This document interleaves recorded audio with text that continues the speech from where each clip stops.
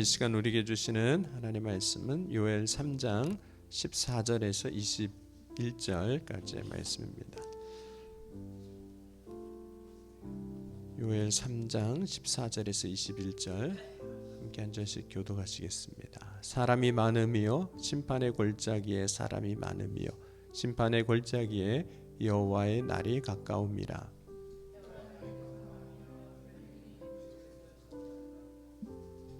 여호와께서 시온에서 부르짖고 예루살렘에서 목소리를 내시리니 하늘과 땅이 진동하리로다.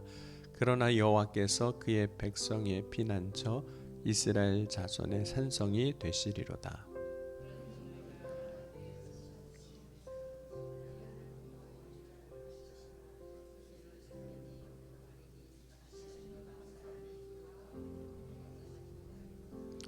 그날의 산들이 단 포도주를 떨어뜨릴 것이며 작은 산들이 젖을 흘릴 것이며 유다 모든 시내가 물을 흘릴 것이며 여호와의 성전에서 샘이 흘러나와서 시딤 골짜기에 대리라.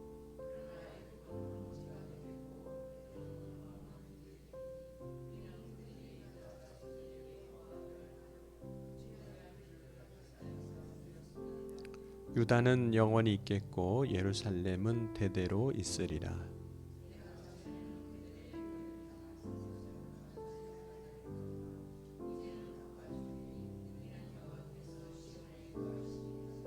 아멘. 기도하시겠습니다. 정성호 장로님, 김미자 권사님 감사함을 드렸습니다. 사랑과 은혜가 풍성하신 하나님, 오늘 이 아침에도 주의 사랑을 의지하며 주님 앞에 나아갑니다. 부르짖고 간구할 때 응답하시고 채워주시고 충만하여 주옵소서. 이 시간 감사함으로 믿음으로 예물을 드린 손길을 기억하시고 하나님의 능력과 권능 안에서 풍성하게 채워주시사 이 땅을 살아가는 동안 부족함이 없도록 인도하여 주옵소서. 또 오늘 바라고 소망하며 기도할 때 주님께서 가장 좋은 것으로 응답하여 주실 줄 믿습니다. 신실하신 주님을 기대하고 소망하며 나아가는 이들 가운데 역사하여 주옵소서. 오늘도 주의 성령으로 함께하여 주시사 주의 말씀을 들을 때마다 깨달아 알게 하시고 마음으로 믿어 주님 앞으로 나아가게 하여 주옵소서. 오늘 이 새벽에도 역사하여 주시고 이루어 주실 것을 믿사오며 예수님의 이름으로 간절히 기도하옵나이다. 아멘. 하나님께서 이스라엘 백성을 향한 심판을 말씀하셨을 뿐만 아니라 심판의 도구로 사용하셨던 그 이방 나라들도 심판하실 것을 말씀하셨습니다. 그런데 그 심판하시는 하나님의 그 자리, 하나님의 심판의 자리에 많은 사람들이 있다라고 오늘 말씀합니다. 3장 14절 보면 사람이 많으며 심판의 골짜기에 사람이 많으며 심판의 골짜기에 여호와의 날이 가까움이로다. 사람이 많다, 심판의 골짜기에 사람이 많다는 것은 하나님을 떠나 죄로 산 사람들이 많다는 뜻입니다. 그런데 문제는 사람들이 많은 곳을 사람들은 선호한다라는 그것입니다. 사람들이 많은 곳에서 때로는 동료의식을 가지기도 하고 오히려 그곳이 안전하다라고 생각하기까지 한다는 거죠. 그럼 하나님은 심판을 하실 때 공의로 심판을 하실 겁니다. 그러니까 아무렇게나 심판하시는 것이 아니라 하나님의 기준을 가지고 심판하시는 겁니다. 하나님은 어떤 기준을 가지고 심판하시는 걸까요? 하나님의 심판의 기준 가운데 하나가 죄에 대해서 심판하시는 거거든요. 하나님은 죄에 대해서 반드시 심판을 하십니다. 왜냐하면 하나님은 거룩하신 하나님이시기 때문입니다. 거룩하신 하나님 앞에서 심판받지 않을 죄는 아무것도 없습니다. 하나님의 거룩함은 빛과 같아서 어둠이 빛 앞에 사라지는 것, 소멸되는 것이 심판의 모습입니다. 하나님의 거룩하심 앞에 죄인된 사람은 다 죽는 거죠. 그런데 하나님은 분명히 심판하신 하나님, 공의로 심판하시는 하나님이시지만 동시에 사랑의 하나님이십니다. 사랑의 하나님은 심판하시는 하나님이 아니라 죄를 용서하시고 구원하시는 하나님이십니다. 그래서 죄에 대하여 하나님께서 심판하시지만 죄인된 백성임에도 불구하고 하나님께서 특별히 이스라엘 백성들 향해서 그들의 피난처가 되어주시고 산성이 되어주시는 하나님이십니다. 하나님 분명히 이스라엘의 죄에 대해서 이제 심판을 하십니다. 동시에 구원하신 하나님이십니다. 하나님은 에덴 동산에서 하나님의 말씀으로 살지 않았던 아담과 하와를 심판하셨습니다. 죽을 수밖에 없는 존재가 된 거죠. 하지만 죄에 팔린 자들이지만 동시에 그들에게 구원의 길을 열어주셨습니다. 그리고 오늘 이 시간 우리도 똑같이 죄인된 자이지만 그 구원의 길인 예수 그리스도를 보내주셨습니다. 그래서 구원의 길의 완성이 예수 그리스도이거든요. 여러분, 우리가 어떤 하나님을 경험하게 될까요? 우리가 하나님 앞에 서게 된다면 사실은 지금 당장 우리도 심판받을 수밖에 없는 사람들입니다. 하지만 하나님은 이미 우리가 죄인 되었을 때 사랑하시기로 작정하신 하나님이세요. 그래서 예수님을 이 땅에 보내주신 것이고 십자가에 못 박혀 죽으신 겁니다. 나의 죄를 위하여 죽으신 겁니다. 그러니까 2000년 전에 이미 나의 죄를 위해서 죽으신 거죠. 그래서 오늘 우리가 하나님의 사랑 안에 거하게 하신 겁니다. 하나님 안에 살아갈 수 있게 한 거죠. 근데 이게 놀라운 복음인 겁니다. 왜냐하면 우리가 아직 죄인 되었을 때 이미 우리를 사랑하시고 우리의 길을, 구원의 길을 준비하셨기 때문입니다. 마치 탕자가 아버지 집을 떠날 때 아버지는 탕자가 돌아올 것을 준비하시는 겁니다. 떠날 때 준비하시는 거죠. 그럼 하나님의 사랑에는 제한이 없습니다. 오늘 우리가 하나님의 사랑을 경험하고 그 사랑 안에서 살아갈 수 있는 이유는 하나님께서 하나님의 사랑에 제한을 두시지 않았기 때문입니다. 그리고 세상을 이제 살아보면 세상에서는 여러 가지 조건을 요구한다는 것을 경험하게 됩니다. 예를 들어서 학교에 가려고 해도 일정한 자격 조건, 시험을 통과해야만 이제 입학을 하는 거죠. 때로는 어떤 일을 할 때 사람에 대한 조건을 요구하기도 합니다. 어떤 때는 외모를 조건으로 요구하기도 하고 또 자격증과 같은 것들을 어떤 조건으로 요구합니다. 그 외에도 많은 조건들을 이제 이야기를 하죠. 이것이 있어야 합니다. 이것이 있으면 안 됩니다라고 조건에 맞춰져야만 무엇인가를 할 수 있습니다. 그런데 우리가 살아가면서 조건 없이 모든 것이 되는 한 가지를 경험하는데 그것이 바로 하나님의 사랑입니다. 그럼 하나님의 사랑에는 이제 조건이 없으시거든요. 하나님은 조건 없이 우리를 사랑하셨습니다. 그것이 십자가의 사랑인 거죠. 그런데 그 십자가의 사랑을 경험한 사람은 하나님의 사랑이 얼마나 큰 것인지, 얼마나 놀라운 것인지를 이제 경험한 겁니다. 조건 없는 사랑의 크기를 경험하는 거죠. 조건 없는 사랑을 경험할 때 우리가 경험하는 것 중에 하나가 기쁨입니다. 말로 표현할 수 없는 기쁨인 거죠. 그것이 또한 구원의 기쁨이기도 합니다. 오늘 이스라엘 백성들에게 여호와의 날이 임할 때 이스라엘 백성들은 사실 다 심판받을 수밖에 없는 사람들이었습니다. 구원의 조건을 갖추지 못했습니다. 그럼에도 불구하고 하나님께서 오늘 이스라엘에 대한 구원을 약속하시는 거죠. 여러분, 이스라엘이 특별해서가 아닙니다. 하나님은 이스라엘 백성을 통해서 하나님의 사랑이 무엇인지를 세상에 보여주시는 거예요.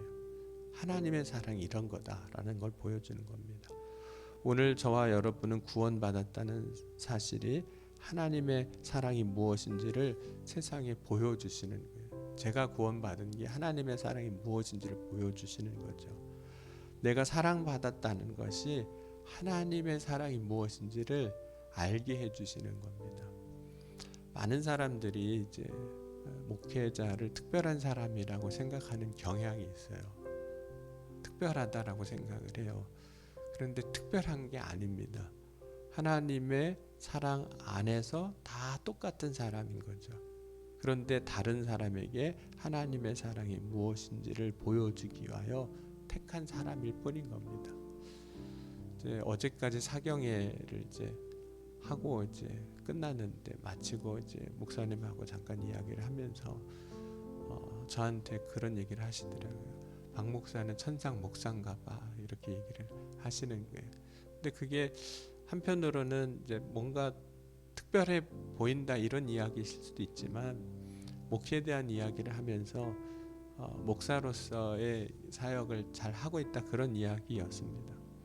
여러분 저도 하나님의 사랑에 힘입어 오늘을 살아갈 뿐입니다. 특별한 게 아닌 거예요. 하나님의 사랑에 힘입어 목회를 하고 있을 뿐인 거죠.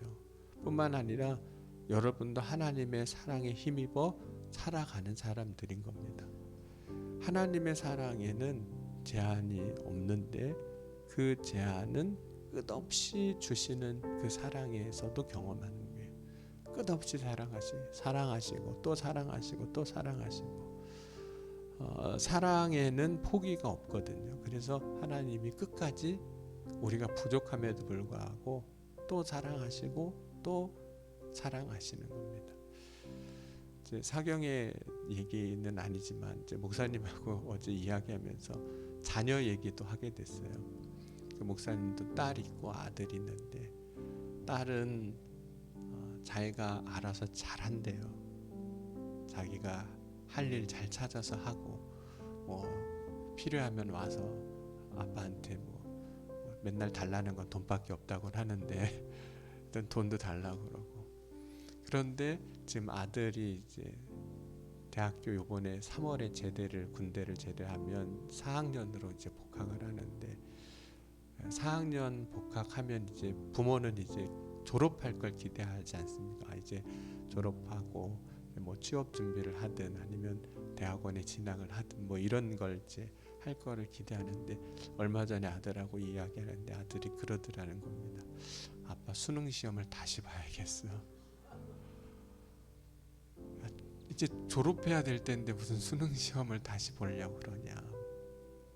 그러면서 걱정된다고. 그래서 딸을 위해서는 지금 기도를 안 하는데 아들을 위해서는 열심히 기도하고 있다고 그 얘기를 하시는 거예요.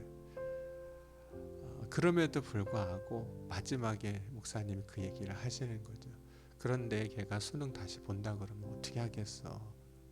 그냥 할 수 있게 해줘야지. 그게 아버지의 사랑인 거거든요.